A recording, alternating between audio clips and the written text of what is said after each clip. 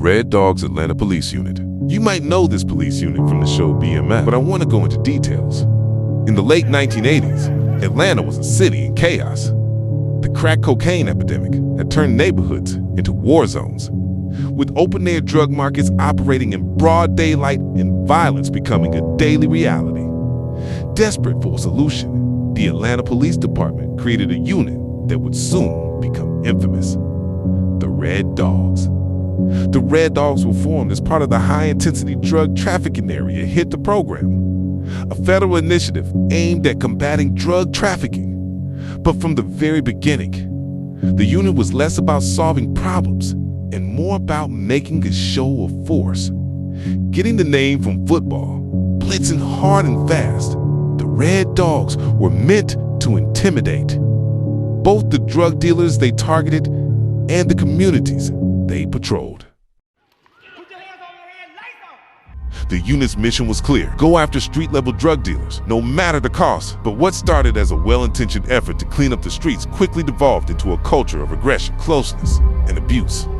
The Red Dogs didn't just enforce the law, they terrorized. Their tactics were brutal, often indiscriminate. They conducted no-knock raids, kicking down doors in the middle of the night, often based on flimsy or falsified evidence. They relied heavily on informants, many of whom had their own agendas, leading to wrongful arrests and ruined lives. In neighborhoods like Bankhead, Vine City, and Mechanicsville, the Red Dogs became a symbol of fear. Residents, many of them black and already marginalized, were subjected to racial profiling, illegal searches, and excessive force. The unit operated with near-total impunity, and complaints from the community were routinely ignored. To the Red Dog, the ends always justified the means, even if those means included trampling on civil rights.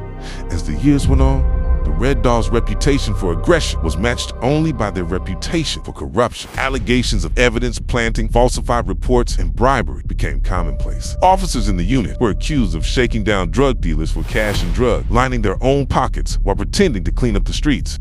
The unit's lack of oversight allowed these abuses to flourish. The Red Dogs were law unto themselves, and anyone who dared to question their methods brushed aside. The APD, eager to show results in the war on drugs, turned a blind eye to the growing list of complaints and scandals. The Red Dogs' reign of terror came to a head in 2006 with the Katherine Johnston shooting and a botched drug raid. Red Dogs officers burst into the home of an 82-year-old woman based on a no-knock warrant obtained with falsified information. Johnston, fearing the home invasion, fired a single shot from an old revolver. The officers responded with a hail of bullets.